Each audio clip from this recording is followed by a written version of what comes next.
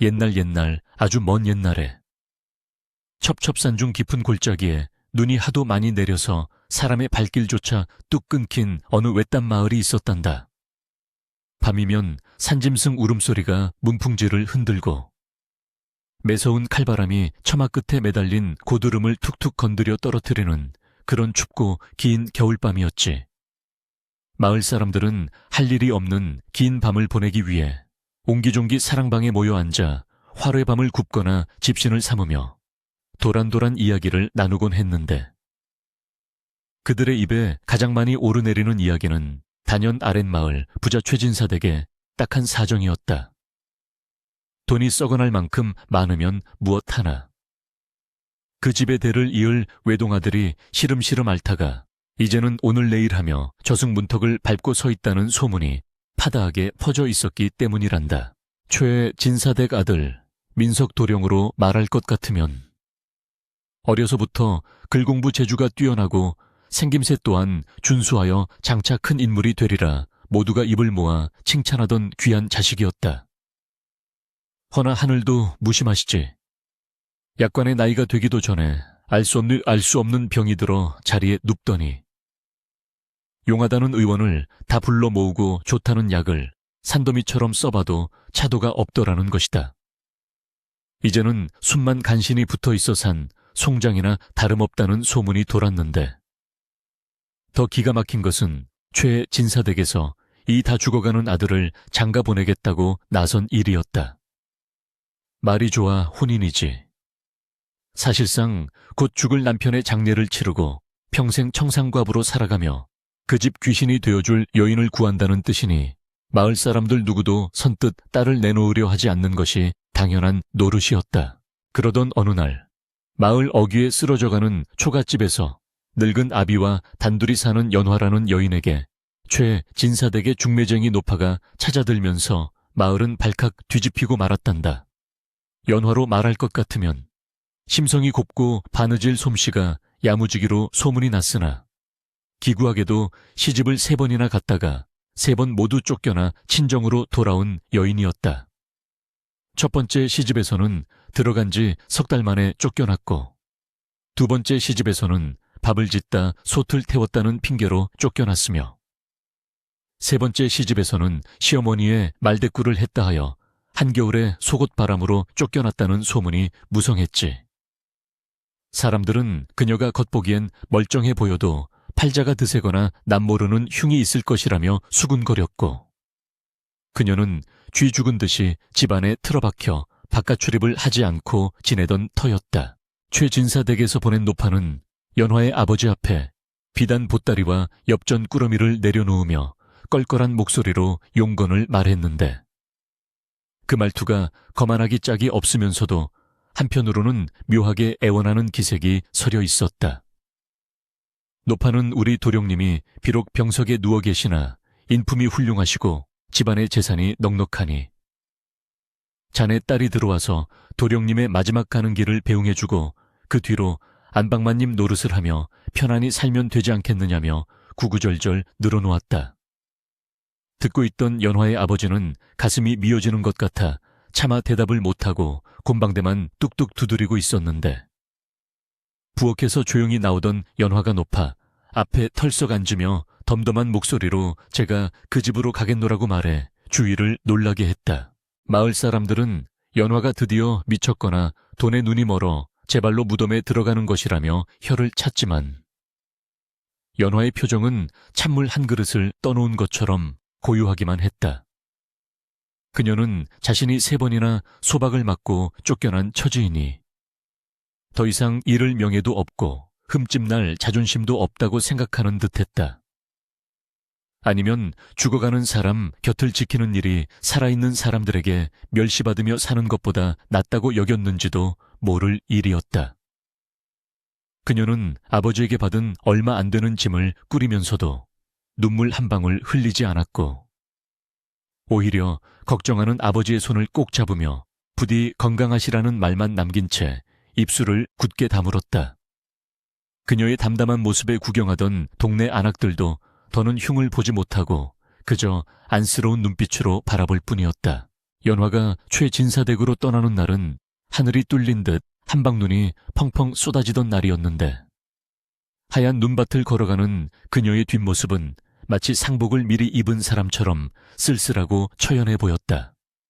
가마를 타고 가는 것도 아니고 덜컹거리는 소달구지 위에 앉아 고개를 숙인 채 멀어져 가는 연화를 보며 마을 노인들은 쯧쯧 혀를 차며 저리고 온 사람이 어찌 그리 박복한 팔자를 타고났을까 한탄을 늘어놓았다. 찬바람이 불어와 연화의 얇은 치마폭을 휘감았지만 그녀는 춥지도 않은지 옷깃을 여미지도 않고 그저 멍하니 눈 덮인 산등성이만 바라보며 무슨 생각을 하는지 알 수 없는 표정으로 흔들리고 있었다. 그것이 체념인지 아니면 새로운 운명을 받아들이는 결기인지 누구도 알지 못했다. 한참을 덜컹거리며 산길을 넘어 도착한 최. 진사댁은 소문대로 으리으리한 고래등 같은 기와집이었으나 사람의 온기라고는 찾아볼 수 없이 썰렁하고 음산한 기운만이 감돌고 있었다. 대문은 굳게 닫혀 있었고 마당에는 빗자루질을 한 지 오래된 듯 낙엽과 눈이 뒤엉켜 굴러다니고 있었으며 곳곳에 거미줄이 쳐져 있어 마치 팩에 들어선 듯 단 착각을 불러일으켰다. 하인들이 몇 명 오가는 것이 보였으나 하나같이 표정이 어둡고 입을 꾹 다물고 있어 이 집안의 드리운 짙은 병마의 그림자가 얼마나 깊은지를 짐작하게 했다. 연화는 소달구지에서 내려 잠시 멈칫했으나 이내 깊은 숨을 한 번 들이마시고는 삐걱거리는 대문을 밀고 안으로 발을 들여놓았다. 안채로 안내된 연화가 마주한 것은 화려한 비단 금침이 아니라 웃풍이 세차게 들어와 코끝이 시린 차가운 방과 그 안에 덩그러니 놓인 약사발뿐이었다. 방 안에는 퀴퀴한 약 냄새와 오랫동안 씻지 못한 환자의 냄새가 섞여 묘한 악취를 풍기고 있었고 아랫목조차 식어 있어 냉골이나 다름없었다.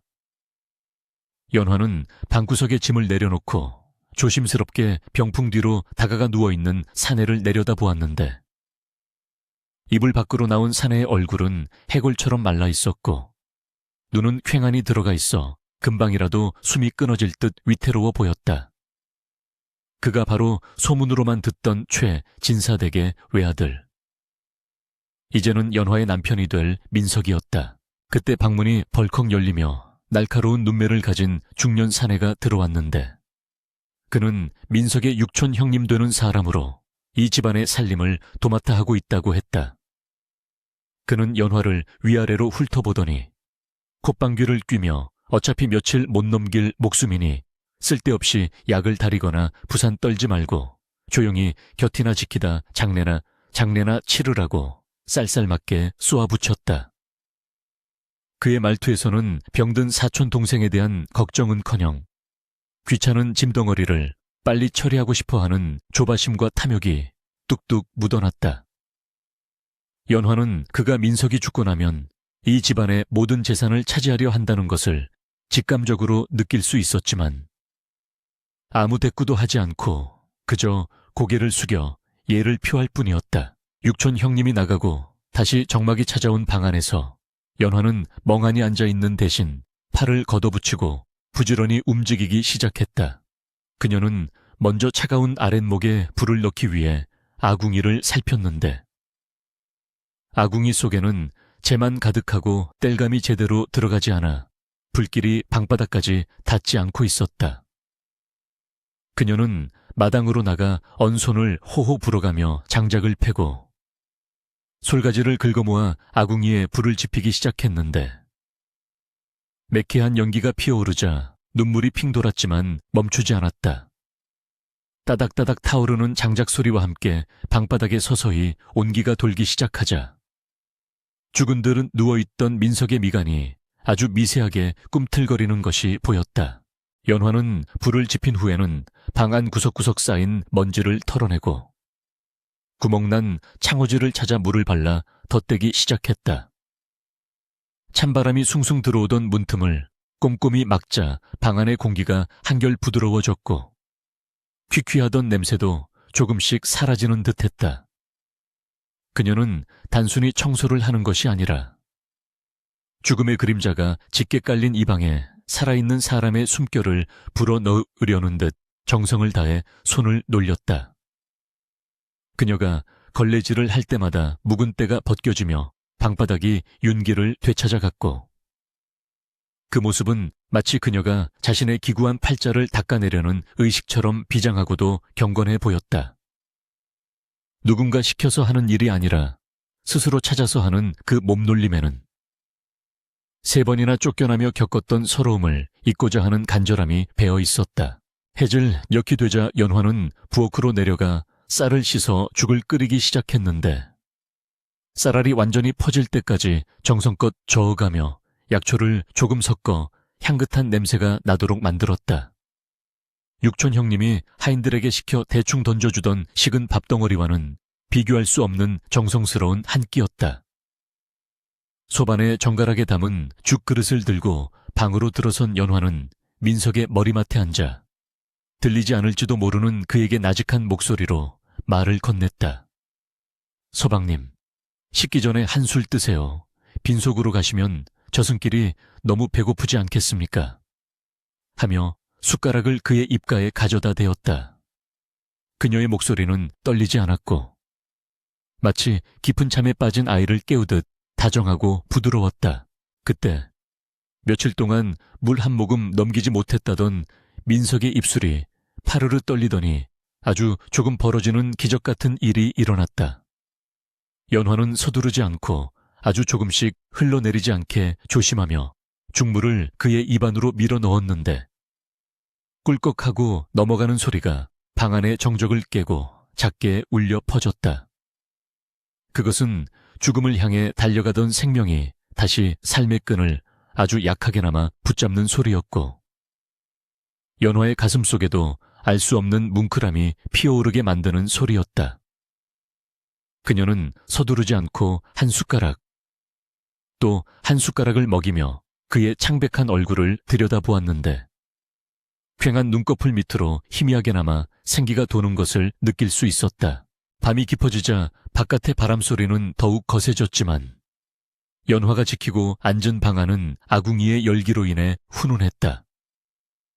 그녀는 민석의 이마에 맺힌 식은땀을 닦아주며 밤새도록 그의 곁을 지켰고, 가끔씩 기침을 토해내는 그의 등을 쓸어내리며 혼잣말처럼 중얼거렸다. 제가 온 이상 그냥은 못 보내드립니다. 따뜻함에 단겨 밥 한 이석개, 깨끗한 옷 한 벌은 입혀 보내드려야 제 마음이 편하겠습니다. 하고 말이다. 그것은 남편에 대한 사랑이라기보다는 인간으로서 지켜야 할 도리이자 세상 어디에도 발붙일 곳 없었던 자신의 존재를 확인받고 싶은 몸부림이었을지도 모른다. 그렇게 첫날 밤이 지나고 새벽이 밝아올 무렵, 선잠이 들었던 연화는 누군가 자신의 옷자락을 잡아당기는 희미한 힘을 느끼고 소스라치게 놀라 눈을 떴다. 고개를 들어보니 죽은 듯 누워있던 민석이 가늘게 눈을 뜨고 연화를 빤히 바라보고 있었는데, 그 눈빛은 초점이 흐렸지만 분명히 그녀를 향하고 있었다. 그는 마른 입술을 달싹이며 무어라 말을 하려 했으나 목소리가 나오지 않아 쇳소리만 낼 뿐이었다. 연화가 황급히 귀를 가까이 대자 민석은 갈라지는 목소리로 아주 작게 물이라고 속삭였다. 그것은 이 집에 들어온 뒤 처음으로 듣는 사람의 목소리였고, 죽음의 문턱에서 돌아온 자의 첫 요청이었다. 겨울바람이 문풍지를 거세게 흔드는 소리에 날이 밝았으나 최의 진사댁의 안채는 여전히 한밤중처럼 어둡고 냉기가 감돌고 있었다. 연화가 밤새 정성으로 아궁이에 불을 지핀 덕분에 방바닥에는 미지근한 온기가 스며들었지만 묵은 먼지 냄새와 오랫동안 사람의 손길을 타지 않은 집 특유의 썰렁함은 쉬이 사라지지 않았다. 민석은 새벽녘에 물 한 모금을 넘긴 후 다시 깊은 잠에 빠져들었는데, 이전처럼 죽은 듯이 미동도 없는 모습이 아니라 가슴이 규칙적으로 오르내리는 것이 보여 연화는 비로소 안도의 한숨을 내쉴 수 있었다. 그녀는 밤새 졸인 눈을 비비며 조용히 방문을 열고 마당으로 나섰는데 눈 덮인 마당은 간밤에 내린 서리로 인해 은색으로 반짝이고 있었으나 그 아름다움이 오히려 처연하게 느껴졌다. 연화가 부엌으로 내려가 아침을 지으려 하자 어슬렁거리며 나타난 육촌 친척이 못마땅한 표정으로 그녀를 가로막고 나섰다. 그는 밤새 안방에서 무슨 일이 있었는지 궁금해 하기보다는 연화가 부지런을 떠는 꼴이 눈에 거슬린다는 듯 삐딱하게 서서 시비를 걸어왔다. 죽을 날만 받아놓은 사람한테 무슨 밥을 해 먹이겠다고 이 난리냐며. 쌀 아깝고 뗄감 아까우니 그냥 두라고 빈정거리는 그의 말투에는 사람의 생명에 대한 일말의 존중도 찾아볼 수 없었다.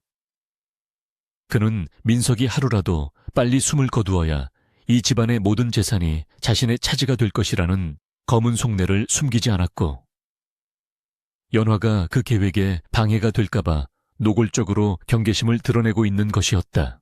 하지만 연화는 그 모진 말들을 귓등으로 흘려들으며 아무 대꾸 없이 묵묵히 쌀독에서 쌀을 퍼담았다. 그녀가 3번이나 시집에서 쫓겨나며 배운 것이 있다면 말로 싸워 이기는 것보다 행동으로 보여주는 것이 더 무섭다는 사실이었다. 그녀는 육촌이 보란 듯이 쌀을 씻어 안치고 부엌 구석에 처박혀 있던 마른 명태를 찾아내어 국을 끓일 준비를 했다. 육촌은 연화의 무심한 태도에 화가 치밀어 올랐는지 발을 구르며 욕설을 퍼부었지만 연화는 마치 투명 인간을 대하듯 눈길 한번 주지 않고 제 할 일만 묵묵히 해나갔다. 솥뚜껑이 달그락거리는 소리와 함께 구수한 밥 냄새가 퍼지자 집안의 하인들도 하나둘씩 부엌 주위로 모여들어 힐끔거렸다. 이 집안의 하인들은 오랫동안 육촌의 기세에 눌려 쥐 죽은 듯 지내왔기에 새로 들어온 연화가 언제 쫓겨날지 눈치만 보고 있는 형편이었다. 그들은 연화가 밥을 짓고 청소를 하는 모습을 보며 안쓰러워하면서도 혹시라도 육촌의 눈밖에 날까 두려워 선뜻 나서서 돕지 못하고 쭈뼛거리고 있었다. 연화는 그들의 마음을 짐작하고 있었기에 도움을 청하거나 원망하는 기색 없이 홀로 무거운 물동이를 나르고 장작을 패며 안살림을 꾸려나갔다. 그녀의 작지만 단단한 등은 마치 거센 파도 앞에서도 흔들리지 않는 바위처럼 보였고 그 묵직한 침묵은 집안 사람들에게 묘한 울림을 주기 시작했다. 아침 밥상이 다 차려지자 연화는 소반을 들고 다시 민석의 방으로 들어갔는데 방 안의 공기는 어제보다 한결 부드러워져 있었다. 민석은 여전히 눈을 감고 있었지만 연화가 들어오는 인기척을 느꼈는지 미세하게 속눈썹을 떨었다. 연화는 그를 일으켜 앉히기 위해 등 뒤에 이불을 겹쳐대고 젖은 수건으로 그의 얼굴과 손을 정성스럽게 닦아주었다. 오랫동안 씻지 못해 거칠어진 피부가 따뜻한 물수건에 닿자 민석의 얼굴에 옅은 혈색이 도는 듯 됐고 연화는 그 작은 변화에도 감사함을 느끼며 조용히 미소를 지었다. 그녀는 남편을 간호한다기보다는 마치 깨어지기 쉬운 귀한 그릇을 다루듯 조심스럽고 정갈한 손길로 그를 보살폈다. 민석은 연화가 떠먹여주는 미음 한 숟가락을 힘겹게 받아넘기며 흐릿한 눈을 뜨고 자신을 수발하는 여인을 멍하니 바라보았다. 그의 기억 속에 있는 집안 사람들은 모두 자신이 죽기만을 기다리며 차가운 눈빛을 보내거나 귀찮아하는 기색이 역력한 하인들 뿐이었다. 그런데 난데없이 나타난 이 여인은 자신을 살리려는 의지로 가득 차 있었고 그 눈빛에는 동정이나 탐욕이 아닌 생명에 대한 경외심과 따뜻한 연민이 담겨 있었다. 민석은 목구멍으로 넘어가는 따뜻한 미움이 위장뿐만 아니라 얼어붙었던 마음까지 녹이는 것 같은 기분을 느꼈고 아주 오랜만에 살아있다는 감각을 되찾는 듯했다. 그러나 평화로운 시간도 잠시 육촌 친척이 다시 방으로 들이닥치며 험악한 분위기를 조성했다. 그는 방 안의 훈훈한 공기와 말끔하게 정돈된 모습을 보고 비위가 상했는지 짐짓 걱정하는 척하며 의원을 부를 돈도 없는데 무슨 호사냐고 트집을 잡기 시작했다. 그는 일부러 문을 활짝 열어 찬바람이 들어오게 만들고는 환기시킨다는 핑계로 민석을 추위에 노출시키며 연화의 심기를 건드렸다. 연화가 조용히 일어나 문을 닫으려 하자 육초는 그녀의 손목을 거칠게 낚아채며 주제 넘게 굴지 말라고 으름장을 놓았다. 민석은 그 광경을 보고도 몸을 움직일 힘이 없어 가슴만 답답해할 뿐이었다. 그때 연화는 잡힌 손목을 뿌리치지 않고 오히려 육촌의 눈을 똑바로 쳐다보며 낮지만 단호한 목소리로 말했다. 이 방의 주인은 서방님이시고 저는 서방님을 모시는 사람입니다. 찬바람이 병환에 좋지 않으니 나가서 말씀하시지요. 그녀의 눈빛은 서슬퍼런 칼날처럼 매서웠고 평소에 얌전하던 모습과는 전혀 다른 기세가 뿜어져 나왔다. 육초는 천한 여자라고 무시했던 연화에게서 예상치 못한 위압감을 느끼고 순간 움찔하며 뒤로 물러섰다.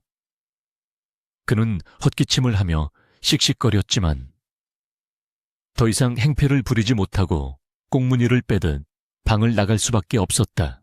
육촌이 사라진 후 연화는 다시 문을 닫고 흐트러진 이불을 정리하며 민석에게 죄송하다는 말을 건넸다. 민석은 그런 연화를 보며 가슴 한구석에서 뜨거운 것이 울컥 치밀어 오르는 것을 느꼈다. 병들어 누운 자신을 대신해 싸워주는 사람이 있다는 것, 아무 힘도 없는 자신을 주인으로 대접해주는 사람이 있다는 사실이 그에게는 무엇보다 큰 충격이자 위로였다. 그는 힘없는 손을 들어 연화의 옷소매를 잡으려 했지만 손가락 끝이 스치기만 할 뿐 닿지는 못했다. 하지만 연화는 그 미세한 움직임을 놓치지 않고 다가가 그의 손을 가만히 잡아주었다. 그날 오후부터 연화는 집안 대청소를 시작했는데 단순히 먼지를 털어내는 수준이 아니라 집안의 묵은 기운을 몰아내려는 듯 비장했다. 그녀는 찬물을 길어와 마루를 닦고 또 닦았는데 걸레가 지나간 자리마다 뽀얀 나무의 결이 드러나며 집안이 조금씩 밝아지는 것 같았다. 그녀의 손은 얼음장처럼 차가운 물에 붉게 부르텄지만 쉴 새 없이 움직이는 그 모습은 마치 구슬하는 무당처럼 신들린 듯 보이기도 했다. 이를 지켜보던 늙은 행랑가범은 마당 한구석에서 빗자루질을 하는 척하며 연화의 모습을 훔쳐보았고 그 굳은 표정 속에 숨겨진 결연한 의지를 읽어내고는 고개를 끄덕였다. 행랑가범은 그날 밤 몰래 부엌 뒤편에 잘 마른 장작 한 단을 가져다 놓았다. 육촌이 땔감을 아끼라며 창고 문을 잠가버린 탓에 연화가 산에서 나무를 주워오느라 고생하는 것을 보았기 때문이었다. 연화는 다음날 아침 그 장작을 발견하고는 누가 가져다 놓았는지 금세 알아차렸지만 아는 척하지 않고 마음속으로 깊이 감사하며 아궁이에 불을 지폈다. 그렇게 차가운 얼음장 같았던 최 진사댁에도 사람과 사람 사이에 오가는 작은 정이 싹트기 시작했고 그것은 모두 연화가 가져온 따뜻한 온기 덕분이었다. 며칠이 지나자 민석의 상태는 눈에 띄게 호전되어 이제는 잠깐씩 몸을 일으켜 앉아있을 수 있게 되었다. 연화는 그에게 틈틈이 옛날 이야기를 해주거나 바깥 세상 돌아가는 이야기를 들려주었는데 그녀의 목소리는 나지막하고 부드러워 듣는 사람의 마음을 편안하게 해주었다.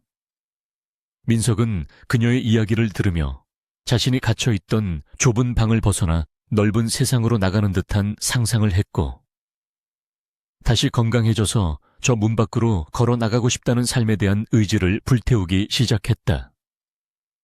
그는 연화가 곁에 있는 한 자신은 결코 죽지 않을 것이라는 확신을 가지게 되었다. 하지만 육초는 민석이 차도를 보이자 불안감을 감추지 못하고 더욱 악랄하게 굴기 시작했다. 그는 연화가 해주는 음식에 무엇을 넣었는지 믿을 수 없다며 밥상을 엎어버리기도 하고 의원을 불러와 엉터리 처방을 내리게 하여 민석을 다시 쇠약하게 만들려 했다. 그러나 연화는 육촌이 엎어버린 밥상을 묵묵히 치우고 다시 새 밥을 지어왔으며 의원의 수상한 약재는 몰래 버리고 산에서 캐온 약초를 다려 먹였다. 그녀는 마치 거대한 벽에 부딪히는 파도처럼 끈질기게 육촌의 방해를 막아냈고 그 싸움은 소리 없는 전쟁처럼 집안을 팽팽한 긴장감으로 몰아넣었다. 어느 날 밤 열이 올라 끙끙 앓던 민석이 잠꼬대처럼 연화의 이름을 불렀다. 연화가 놀라 달려가 보니 민석은 땀에 흠뻑 젖은 채 악몽을 꾸고 있는 듯 괴로워하고 있었다. 연화는 밤새도록 그의 곁을 떠나지 않고 물수건으로 몸을 닦아주며 자장가를 불러주었는데 그 노랫소리는 어머니의 품처럼 따뜻하고 안락했다. 새벽녘이 되어 열이 내리고 정신이 든 민석은 자신의 손을 꼭 잡고 잠든 연화의 얼굴을 내려다보았다. 그녀의 얼굴은 고단함으로 야위어 있었지만 그 어느 때보다 아름답고 고귀해 보였다. 민석은 조심스럽게 손을 빼내어 연화의 머리카락을 쓰다듬었다. 그것은 단순한 고마움의 표시가 아니라 그녀를 자신의 아내로서 그리고 생명의 은인으로서 마음 깊이 받아들인다는 무언의 약속이었다. 그는 마음속으로 다짐했다. 반드시 살아서 이 여인을 지키겠노라고. 자신을 둘러싼 이 더러운 탐욕의 사슬을 끊어내고 그녀에게 진정한 쉴 곳을 만들어주겠노라고. 창밖에는 여전히 매서운 겨울바람이 불고 있었지만 두 사람이 있는 방 안에는 이미 따뜻한 봄 기운이 스며들고 있었다. 겨울이 깊어가면서 처마 끝에 매달려 있던 날카로운 고드름이 조금씩 녹아내리고 얼어붙었던 대지 위로 따스한 햇살이 내려앉기 시작하는 늦겨울이 찾아왔단다. 연화가 최진사댁에 들어온 지도 어느덧 한 달이 훌쩍 넘어가고 있었는데 그동안 흉가처럼 스산하던 집안 풍경은 몰라보게 달라져 있었다. 마당에는 빚을 자국이 선명하게 남아 정갈함을 더했고 찢어진 문풍지가 새 것으로 교체되어 더 이상 황소바람이 방 안을 휘젓지 않게 되었으며 무엇보다 안채 굴뚝에서는 때마다 하얀 연기가 피어오르며 사람 사는 냄새를 풍기고 있었다. 마을 사람들은 담장 너머로 들려오는 맑은 다듬이질 소리를 들으며 귀신이 나올 것 같던 그 집에 봄이 오고 있음을 직감하고는 신기해하며 수군거렸다. 민석의 병세 또한 연화의 지극정성 덕분에 하루가 다르게 호전되어 가고 있었는데 이제는 부축을 받으면 자리에 앉아 창밖을 내다볼 수 있을 정도가 되었다. 처음에는 물 한 모금 넘기기도 힘겨워하던 그가 연화가 끓여주는 죽을 한 그릇씩 비우고 밤에는 기침없이 깊은 잠을 자게 되니 얼굴에 핏기가 돌고 눈동자에도 생기가 서리기 시작했다. 민석은 자신이 누워있던 방이 단순한 병실이 아니라 연화의 손길로 인해 다시금 생명을 품은 보금자리로 변모했음을 깨닫고 있었다. 그는 자신의 곁에서 한시도 떨어지지 않고 약을 다리고 책을 읽어주는 연화의 모습에서 어머니의 품 같은 따뜻함과 동시에 강인한 여인의 향기를 느끼며 마음의 문을 활짝 열게 되었다. 이러한 변화를 누구보다 불안한 눈으로 지켜보고 있는 사람은 다름 아닌 육촌 친척이었는데 그는 민석이 죽기는커녕 날이 갈수록 또렷해지는 정신으로 집안일을 묻기 시작하자 초조함에 손톱을 물어뜯곤 했다. 그는 자신이 그동안 빼돌린 소장료와 집안 재산이 드러날까 두려워 전전긍긍했고 이 모든 일이 굴러들어온 돌인 연화 때문이라 여기며 이를 갈았다. 육촌은 하인들을 시켜 연화의 일거수일투족을 감시하게 했으나 늙은 행랑가범을 비롯한 하인들은 이미 연화의 인품에 감화되어 육촌 몰래 그녀를 돕고 있었으니 그의 눈과 귀는 점점 멀어지고 있는 셈이었다. 결국 육촌은 더 이상 두고 볼 수 없다는 듯 비열하고 치졸한 방법으로 연화를 공격하기로 마음먹었다. 어느 날 오후 육촌은 민석이 깨어있는 시간을 틈타 약사발을 들고 방으로 들어와서는 짐짓 걱정스러운 표정을 지으며 말을 꺼냈다. 그는 민석에게 연화가 들어온 뒤로 집안 꼴이 말이 아니라며 근본 없는 여자가 들어와서 집안의 기운을 다 빨아먹고 있다고 험담을 늘어놓기 시작했다. 민석이 듣기 싫다는 듯 고개를 돌리자 육촌은 더욱 목소리를 높여 연화의 과거를 들추어내며 비수를 꽂았다. 자네는 저 여자가 왜 3번이나 시집에서 쫓겨났는지 아는가? 첫 번째는 도둑질을 하다 걸렸고, 두 번째는 시어머니를 때리려다 쫓겨났으며, 세 번째는 외간 남자와 눈이 맞아 야반도주하려다 들켰다더군. 하는 식의 입에 담지 못할 거짓말을 섞어가며 모함했다. 방 밖에서 약을 다리던 연화는 문틈으로 새어나오는 육촌의 목소리를 모두 듣고 있었으나 당장 뛰어들어가 변명하거나 화를 내지 않았다. 그녀는 부채로 화로의 불씨를 살리며 가만히 눈을 감고 자신의 지난 날을 떠올렸는데 육촌의 말은 거짓이었으나 3번 쫓겨난 사실 자체는 부인할 수 없는 상처였다. 그녀의 손은 잠시 떨렸으나 이내 굳게 쥐어졌고 끓어오르는 약탕기의 김처럼 그녀의 마음속에서도 뜨거운 무언가가 울컥 치솟았다가 가라앉기를 반복했다. 그녀는 자신이 겪은 억울함을 누구에게도 말하지 않고 가슴 깊이 묻어두고 살아왔으나 이제는 자신의 명예보다 민석의 안정이 더 중요했기에 그저 입술을 깨물며 침묵을 지킬 뿐이었다.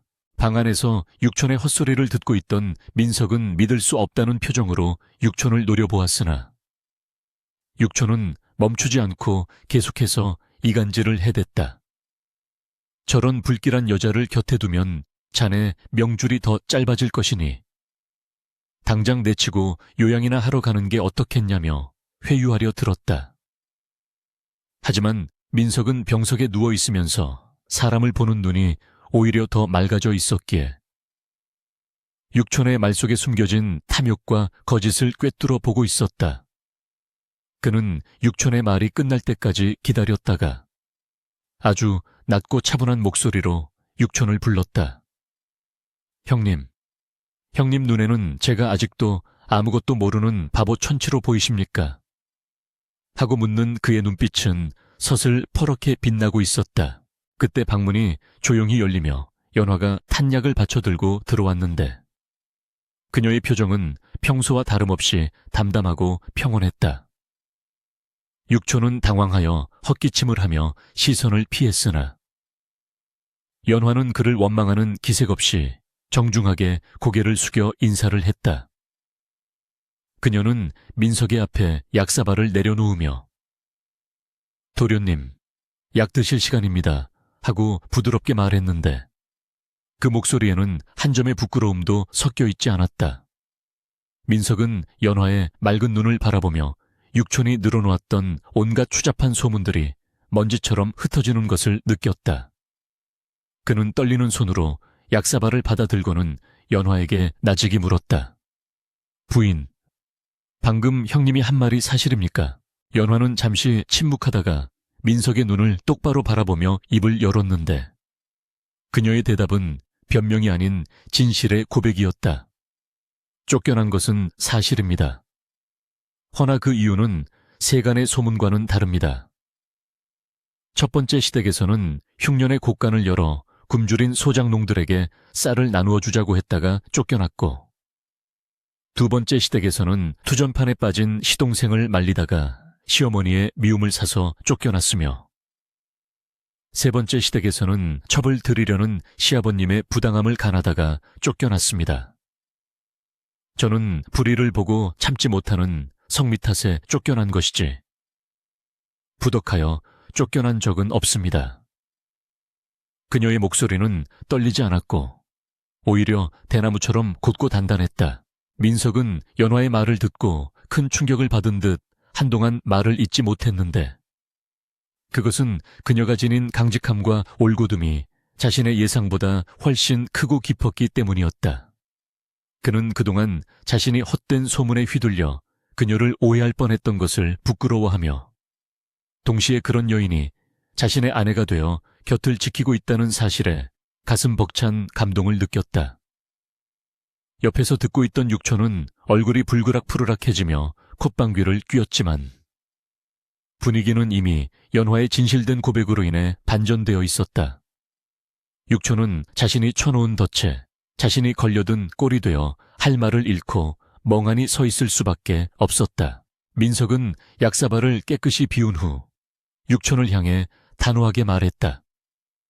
형님, 이제 알겠습니다. 제 병이 왜 낫지 않았는지, 그리고 이 집안이 왜 이토록 삭막했는지 말입니다. 저를 죽이려 했던 것은 병마가 아니라 사람을 귀하게 여기지 않는 형님의 그 차가운 마음이었습니다. 이 사람은 제 생명의 은인이자 이 집안의 주인입니다. 앞으로 함부로 대하시면 제가 용서치 않을 것입니다. 민석의 목소리는 비록 크지 않았으나 그 안에 담긴 위엄은 천둥 소리보다 더 크게 육촌의 가슴을 때렸다. 육촌은 민석의 기세에 눌려 뒷걸음질 치다가 황급히 방을 빠져나가며 저주 섞인 혼잣말을 중얼거렸다. 육촌이 사라진 방 안에는 다시 평화로운 정적이 감돌았고 민석과 연화는 서로를 마주보며 깊은 신뢰의 눈빛을 교환했다. 민석은 연화의 손을 잡고 거칠어진 손등을 어루만지며 진심으로 사과했다. 미안하오. 내 힘이 부족하여 당신을 험한 꼴을 보게 했소. 하지만 이제는 내가 당신을 지킬 것이오. 연화는 민석의 따뜻한 손길에 그동안 참아왔던 눈물이 핑 돌았으나 울지 않고 환하게 미소 지으며 대답했다. 서방님이 살아계신 것만으로도 저에게는 가장 큰 힘이 됩니다. 두 사람의 마음이 하나로 이어지는 순간 방 안의 온기는 아궁이의 열기보다 더 뜨겁게 타올랐다. 그날 밤 민석은 연화에게 책을 읽어달라고 청했고 연화는 낭랑한 목소리로 고전을 읽어 내려갔다. 그녀가 읽는 구절구절은 민석의 메마른 정신을 적시는 단비와 같았고 그는 눈을 감고 그녀의 목소리에 귀를 기울이며 잃어버렸던 학문에 대한 열정을 되살렸다. 창밖에서는 봄을 재촉하는 비가 부슬부슬 내리고 있었지만 방 안은 학문의 향기와 부부의 정이 어우러져 더할 나위 없이 아늑했다. 늙은 행랑가범은 사랑방 툇마루에 앉아 빗소리와 함께 흘러나오는 글 읽는 소리를 들으며 이 집안에 드디어 진짜 주인이 돌아왔음을 느끼고 안도의 한숨을 내쉬었다. 며칠 후 민석은 연화의 부축을 받아 처음으로 방 밖으로 나와 툇마루에 앉았다. 따뜻한 봄 햇살이 그의 창백한 얼굴을 비추었고 마당 구석에는 노란 산수유꽃이 꽃망울을 터뜨리고 있었다. 민석은 깊게 심호흡을 하며 맑은 공기를 들이마셨고 살아있다는 것이 얼마나 큰 축복인지 뼈저리게 느꼈다. 그는 옆에 앉은 연화를 바라보며 말했다. 부인, 저 꽃을 보시오. 긴 겨울을 이겨내고 피어난 꽃이 당신을 닮았구려. 당신 덕분에 나도 다시 피어날 수 있을 것 같소. 연화는 수줍은 듯 고개를 숙였으나 그녀의 얼굴에는 봄꽃보다 더 고운 홍조가 피어올랐다. 한편 자신의 계획이 수포로 돌아가고 있음을 깨달은 육촌 친척은 마지막 발악을 준비하고 있었다. 그는 마을의 건달들을 매수하여 밤손님으로 위장시켜 집안을 쑥대밭으로 만들고 그 혼란을 틈타 민석을 해치거나 연화를 쫓아낼 음모를 꾸몄다. 그는 어둠 속에서 음흉한 미소를 지으며 내 것을 뺏으려는 놈들은 살려두지 않겠다고 다짐했다. 하지만 그는 모르고 있었다.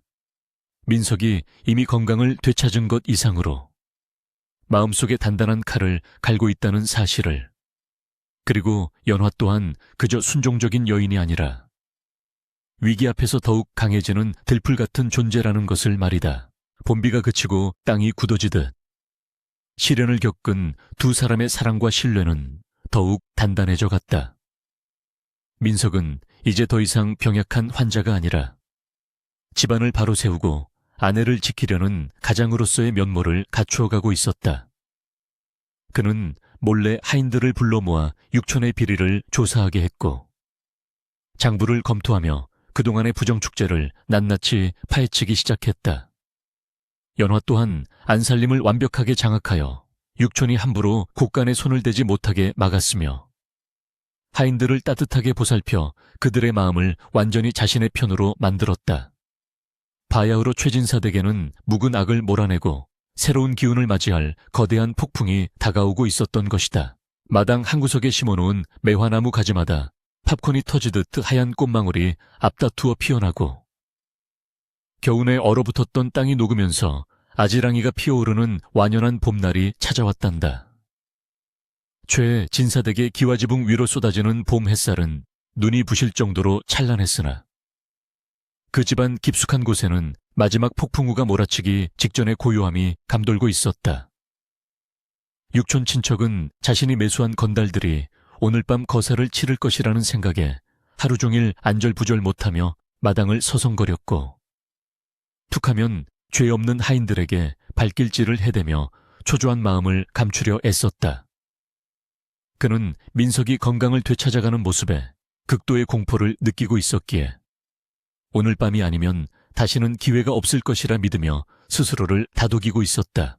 해가 서산으로 넘어가고 어둠이 짙게 깔리자 마을은 쥐 죽은 듯 조용해졌고 멀리서 개 짖는 소리만 간간히 들려올 뿐이었다. 육촌은 대문 빗장을 슬그머니 열어두고 자신의 방으로 들어가 숨을 죽이고 기다렸는데 그의 심장은 마치 방망이질을 하듯 쿵쾅거려 제풀에 지칠 지경이었다. 이윽고 담장 너머로 검은 그림자 몇 개가 슥슥 넘어오는 소리가 들렸고 그들은 미리 약속된 대로 안채를 향해 살금살금 발걸음을 옮기기 시작했다. 그들은 얼굴을 복면으로 가리고 손에는 몽둥이를 든 험상궂은 자들로 잠든 민석을 겁주어 쫓아내거나 해코지를 하려는 속셈으로 가득 찬 무리였다. 그들이 안방 문 앞까지 다다라 문고리를 잡으려는 순간 갑자기 사방에서 횃불이 환하게 밝혀지며 내 이놈들 하는 호통소리가 천둥처럼 울려 퍼졌다. 깜짝 놀란 괴한들이 주춤하며 뒤를 돌아보자 늙은 행랑가범을 필두로 한 집안의 건장한 머슴들이 몽둥이와 횃불을 들고 그들을 겹겹이 포위하고 있었다. 당황한 괴한들이 우왕좌왕하는 사이 굳게 닫혀있던 안방문이 벌컥 열리며 병약하다던 민석이 꼿꼿한 자세로 걸어나왔다. 그는 환자복이 아닌 짙은 청색 도포를 깔끔하게 차려입고 있었으며 그 눈빛은 한겨울의 매서운 바람보다 더 차갑고 날카롭게 빛나고 있었다. 민석은 놀라서 입을 다물지 못하는 괴한들을 향해 서슬 퍼런 목소리로 꾸짖었는데 그 기세가 어찌나 등등한지 감히 누구도 덤벼들 생각을 하지 못하고 뒷걸음질만 칠 뿐이었다. 남의 집에 함부로 침입하여 주인을 해하려 한 죄. 관에 넘겨 엄벌에 처하기 전에 썩 물러가지 못할까. 민석의 호령의 괴한들은 혼비백산하여 몽둥이를 내던지고 쥐구멍을 찾듯 도망치기에 바빴다.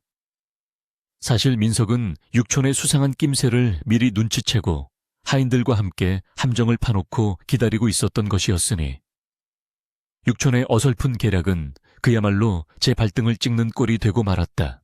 소란이 가라앉자 민석은 마당 한가운데 멍하니 서 있는 육촌을 향해 천천히 걸어갔는데 육촌은 다리에 힘이 풀려 그 자리에 주저앉고 말았다. 그는 민석이 이렇게 멀쩡하게 걸어다니며 호령할 줄은 꿈에도 몰랐기에 마치 귀신을 본 사람처럼 사시나무 떨듯 떨며 고개를 들지 못했다. 민석은 싸늘한 표정으로 육촌을 내려다보며 말했다. 형님, 제가 죽기만을 기다리셨습니까? 제 병이 깊어 자리에서 일어나지 못할 것이라. 여기고 이런 패륜을 저지르셨습니까? 그의 목소리는 차분했으나 그 안에 담긴 분노는 활화산처럼 뜨거웠다. 민석은 그동안 숨겨왔던 진실을 하나씩 꺼내놓기 시작했는데 그 내용은 듣는 이들의 귀를 의심케 할 만큼 충격적인 반전이었다. 사실 제 몸은 지난달부터 이미 다 나아 있었습니다. 그러나 저는 일부러 아픈 척하며 자리에 누워 있었습니다. 제가 죽을 병에 걸렸다는 소문이 돌 때 과연 누가 진정으로 저를 걱정하고 누가 제 재산을 탐내는지 똑똑히 지켜보고 싶었기 때문입니다. 민석의 말에 연화는 놀란 토끼 눈을 하고 그를 바라보았고 하인들과 육촌은 경악을 금치 못했다. 민석은 계속해서 말을 이어갔다. 세상에 인심이라는 것이 참으로 무섭더군요. 친척이라는 사람들은 제 약값을 빼돌려 투전판에 쏟아부었고 친구라던 자들은 발길을 끊었으며 하인들조차 저를 무시했습니다. 오직 단 한 사람, 세상 사람들이 손가락질하던 이 여인만이 제 곁을 지키며 진심으로 저를 살려내려 애썼습니다. 민석은 연화의 손을 꼭 잡으며 부드러운 눈빛을 보냈고 연화는 그제야 모든 상황을 이해하고 감격의 눈물을 글썽였다. 그녀가 바친 지극정성이 헛되지 않았음이 증명되는 순간이었다. 육촌은 마지막으로 변명을 늘어놓으려 했으나 민석이 던진 장부 하나에 입을 다물 수밖에 없었다. 그 장부에는 육촌이 그동안 빼돌린 소장료와 집안 살림의 내역이 낱낱이 기록되어 있었으니 더 이상 발뺌할 여지가 없었다. 민석은 단호하게 말했다. 형님, 관에 고발하여 죗값을 치르게 할 수도 있으나 돌아가신 아버님을 봐서 목숨만은 살려드리겠습니다. 허나 지금 당장 이 집에서 나가십시오. 빈손으로 들어왔으니 빈손으로 나가는 것이 이치에 맞을 것입니다. 육촌은 얼굴이 홍당무처럼 붉어져 아무 말도 하지 못하고 쫓기든 대문을 빠져나가 어둠 속으로 사라져버렸다. 다음 날 아침 최 진사댁의 대문이 활짝 열리고 민석과 연화가 나란히 마당에 섰을 때 마을 사람들은 눈을 의심하며 그 광경을 지켜보았다. 다 죽어가던 민석 도령이 훤칠한 모습으로 살아 돌아왔을 뿐만 아니라 쫓겨난 여자라며 손가락질 받던 연화가 안방마님으로서 당당하게 서 있었기 때문이었다. 마을 사람들은 그제야 자신들이 헛소문에 휘둘려 귀한 사람을 알아보지 못했음을 깨닫고 부끄러워하며 고개를 숙였다. 민석은 마을 사람들을 향해 정중히 인사하며 앞으로 연화와 함께 이 마을을 위해 덕을 베풀며 살겠노라고 선언했다. 민석은 연화와 마루에 마주 앉아 차를 마시며 그녀가 가장 궁금해하던 이야기를 들려주었다. 부인, 내가 당신을 아내로 맞이한 것은 우연이 아니었어. 나는 당신이 3번이나 쫓겨났다는 소문을 듣고 사람을 시켜 그 내막을 자세히 알아보았어. 연화가 깜짝 놀라 찻잔을 내려놓자 민석은 빙그레 웃으며 말을 이었다. 알아보니 당신은 쌀을 훔친 것이 아니라 굶주린 이웃에게 나누어 주다 쫓겨났고 시어머니를 때린 것이 아니라 며느리를 학대하는 것을 막다 쫓겨났더군요. 나는 당신처럼 강직하고 따뜻한 마음을 가진 사람이라면 내 목숨을 맡겨도 좋겠다고 생각했소. 연화는 그 말을 듣고 하염없이 눈물을 흘렸다. 그동안 억울하게 쫓겨나며 가슴속에 응어리졌던 한이 눈 녹듯 사라지는 기분이었다. 세상 모든 사람이 그녀를 흉보고 비난할 때 오직 이 남자만이 그녀의 진가를 알아보고 믿어주었다는 사실이 가슴 벅차게 고마웠다. 그녀는 민석의 손을 잡고 흐느끼며 말했다. 서방님, 저는 제가 박복한 여자인 줄만 알았습니다. 헌데 이렇게 귀한 분을 만나려고 그 모진 세월을 겪었나 봅니다. 민석은 연화의 눈물을 닦아주며 따뜻하게 안아주었다. 그 후로 최 진사댁은 웃음꽃이 끊이지 않는 화목한 집안이 되었다. 민석은 글 공부에 더욱 매진하여 과거에 급제하여 높은 벼슬에 올랐으나 늘 고향으로 내려와 연화와 함께 농사짓고 이웃을 돌보는 일을 게을리하지 않았다고 한다.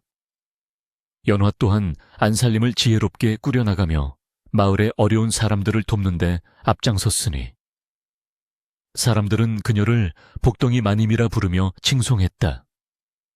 한때 폐가처럼 스산했던 그 집은 이제 마을에서 가장 따뜻하고 활기찬 곳이 되어 밤마다 사랑방에는 사람들의 웃음소리가 담장을 넘어 퍼져나갔다. 세월이 흘러 두 사람은 백발이 성성한 노부부가 되었지만 여전히 서로를 바라보는 눈빛만은 신혼 때처럼 다정했다. 봄날의 따스한 햇살 아래 툇마루에 나란히 앉아 마당에 핀 매화꽃을 바라보며 민석이 물었다. 임자, 다시 태어나도 나와 혼인해 주겠소. 그러자 연화는 주름진 얼굴에 고운 미소를 띠며 대답했다. 3번 쫓겨나더라도 서방님을 만날 수만 있다면 1000번이라도 그리하겠습니다. 두 사람의 웃음소리가 봄바람을 타고 멀리 퍼져나갔다. 이야기는 여기서 끝이란다. 겉으로 보이는 것만 믿고 사람을 쉽게 판단해서는 안 된다는 것. 그리고 진심은 언젠가 반드시 통한다는 것을 이 두 사람의 이야기가 잘 보여주지 않니? 오늘 밤은 너희들도 마음속에 예쁜 진심 하나 품고 편안하게 잠들기를 바란다. 꿈속에서는 연화 마님처럼 따뜻한 밥상 한번 받아보고 민석 도령처럼 믿음직한 사람 만나는 좋은 꿈 꾸거라. 밤이 깊었으니 이제 그만 불 끄고 자자꾸나. 잘 자라, 우리 아가.